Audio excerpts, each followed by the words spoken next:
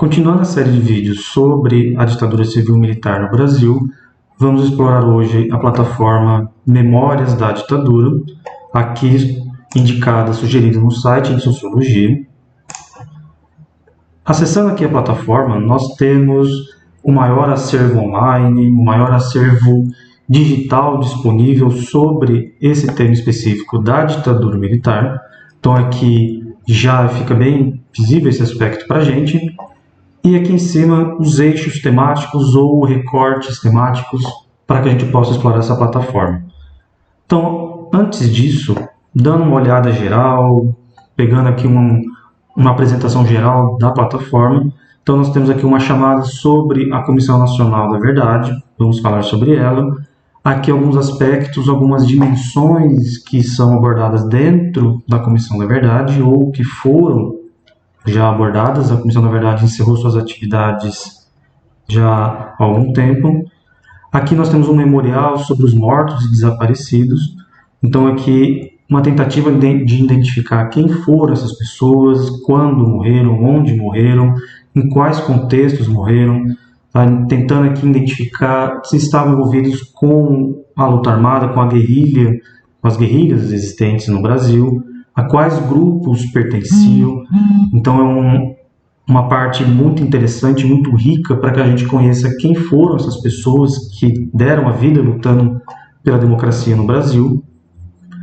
E aqui, dando sequência, a gente tem um recorte sobre a história da ditadura, dentro desse recorte a repressão. Então aqui imaginando um contexto entre América Latina e um contexto mais amplo de Guerra Fria.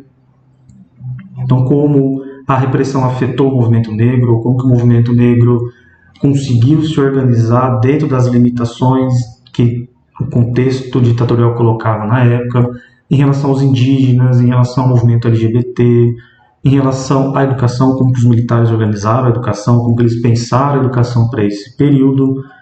Anistia, então comentei sobre isso no vídeo passado, mas ainda ficou vago, então vou comentar um pouco mais sobre isso nesse vídeo.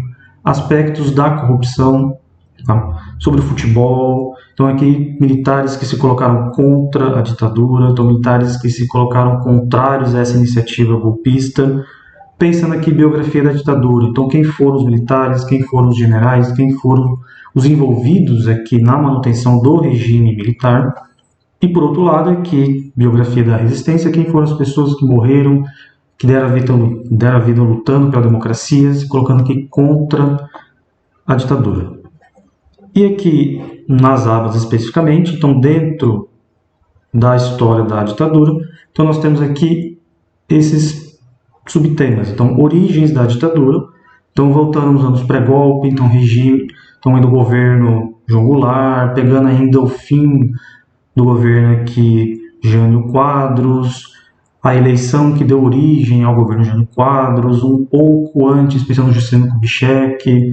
Então, essa divisão, esse recorte didático que podemos fazer dentro desses 21 anos de ditadura, então que vai estar no período de ditadura, anistia e abertura. Então, sobre a anistia, o que foi isso? Foi um decreto aprovado aqui no ano de 79, que tinha como propósito, tinha como finalidade o perdão de crimes cometidos durante o regime militar. Mas como assim crimes cometidos? Então foi um decreto que basicamente perdoou os crimes cometidos pelo próprio governo. Então perdoou os crimes de tortura, de prisão ilegal, de perseguição, de mortes, de desaparecimento de corpos. Então os desaparecidos políticos, que até hoje boa parte disso não existe dados, maiores informações sobre esses desaparecidos. Então foi um perdão, então uma anistia. Então foi esse movimento do governo do Estado brasileiro de não se responsabilizar por esses crimes. Então a anistia, na verdade, nada mais foi do que o governo brasileiro, o Estado brasileiro, de 79 a 85, então nesse período de reabertura, então lenta, gradual e segura. Então, começou no ano de 79 e vai terminar no ano de 85 com ali uma eleição indireta para presidente, então uma eleição indireta para civil. A gente vai ter aí o movimento de diretas já nesse contexto, mas enfim. A anistia, então, foi esse movimento de perdão dos crimes cometidos pelo próprio governo brasileiro durante os 21 anos de ditadura. Aqui sobre corrupção, então, os vários esquemas, situações, os contextos relacionados a obras, a empresas. Então, a gente vai ver aqui que várias empresas que hoje são empresas já consolidadas ganharam destaque durante o período militar. Estão pensando aqui construtoras, principalmente. O futebol, então, como que a ditadura, como que os militares interferiram na CBF, como que eles interferiram na organização do futebol no Brasil, quais foram os condicionantes para que o Brasil pudesse participar da Copa de 66, da Copa de 70. Então, pensando aqui quem poderia ou não ser o técnico da seleção, ou nas próprias organizações regionais, então dentro de São Paulo, do Rio de Janeiro, então como isso aconteceu. Os militares que se colocaram contra, então isso apareceu no Memorial da Democracia, aqui existe mais informações sobre isso, então dentro da aeronáutica, da marinha, do exército, então, como que setores das forças armadas se colocaram contrários a essa iniciativa golpista, e por outro lado, como que civis, quais setores de civis, quais foram quem foram essas pessoas que se colocaram ao lado desses interesses golpistas, dessa iniciativa golpista. Então aqui as biografias, então, da ditadura e da resistência, como já comentei. Dentro do eixo repressão e resistência, então como se organizou a repressão, então quais foram os estruturantes, os eixos estruturantes disso. Então a gente vai ter aqui a censura, a tortura, a perseguição, a criação da Polícia Federal, dos serviços de inteligência, então do DOI-CODE, a reestruturação do DOPS, que já existia desde o período Vargas. Resistência, então quem foram os grupos armados dentro das cidades, das guerrilhas, quem foram os líderes dessas organizações. Um panorama mais amplo, então pensando quais foram os principais eventos, os partidos políticos que existiram. Então aqui pensando nas organizações que aderiram à clandestinidade, que foi uma possibilidade encontrada para a luta armada. Como que a imprensa funcionava nesse período, então a gente vai ter um órgão muito interessante, que é o Pasquim, que foi um jornal criado aqui de pouca tiragem, de relativamente pouca tiragem, mas que foi muito influente na época. Aqui, como que a repressão, a tortura, a perseguição afetou os indígenas dentro aqui de várias aldeias, até a criação da reserva de Xingu, a gente pode pensar aqui dentro desse contexto. Como que setores da igreja foram perseguidos, então basicamente aqui setores ligados ou próximos à teologia da libertação, que é uma interpretação mais progressista ou mais à esquerda dos escritos religiosos, então, como que bispos, padres foram perseguidos durante esse período, então como que os vários movimentos negros também foram perseguidos, foram desestruturados, foram desmanchados. Pensando no movimento de bairro, então essas lideranças regionais, dentro desse microcosmo que é o bairro, como que essas lideranças também foram vítimas da ditadura, dos crimes da ditadura. O movimento feminista ou as várias mulheres aqui que foram perseguidas dentro desse contexto. Aqui o movimento LGBT, então o jornal Lampião da Esquina, que foi um grande destaque desse período. O movimento operário, o movimento rural, então como que essa repressão atingiu o que na década de 50 a gente tinha das ligas campesinas, a UNE, que era basicamente o grande centro irradiador do movimento estudantil, como ela também foi vítima, quais foram as ações que vitimaram os estudantes, e aqui os vários grupos armados, não só partidos, mas os vários grupos, esses grupos que aderiram à resistência. Então aqui relacionado à educação, então como que a educação básica, desde o fundamental ao que hoje nós chamamos de ensino médio, foi repensado e reorganizado. Aqui as universidades, censura de livros, de produção acadêmica, de pesquisa.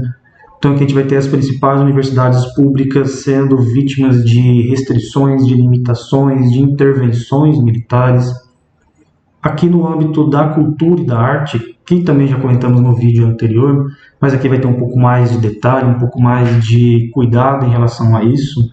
Então, um panorama amplo, então um aspecto geral, e aqui focando nas artes plásticas, então o cinema, como que a gente tem esse cinema pós-ditadura ou o cinema da retomada durante a ditadura, então como que esses filmes eram produzidos e quais eram as limitações impostas pela censura.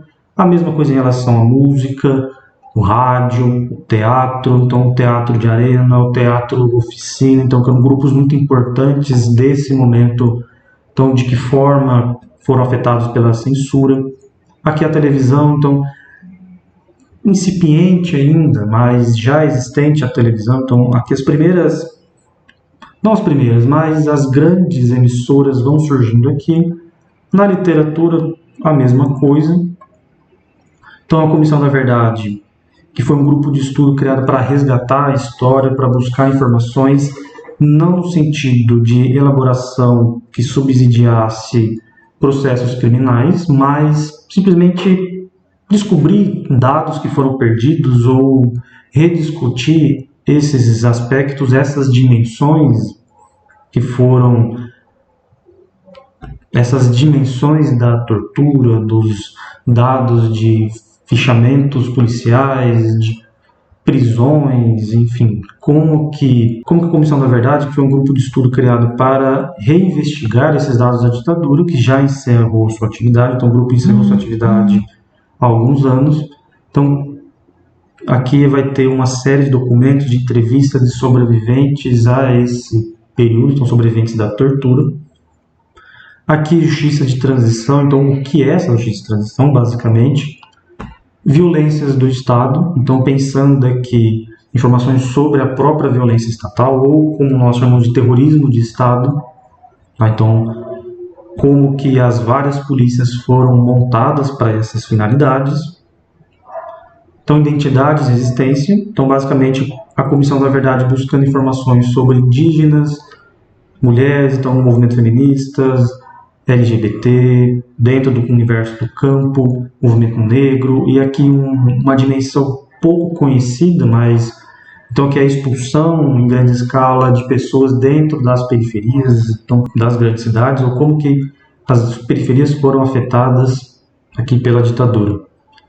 Aqui estão algumas recomendações, então até uma tentativa de reabrir ou de rediscutir a lei da anistia, justamente pelo seu caráter de não somente de injustiça, mas de apagamento, de tentativa de não responsabilizar o governo brasileiro pelos atos cometidos.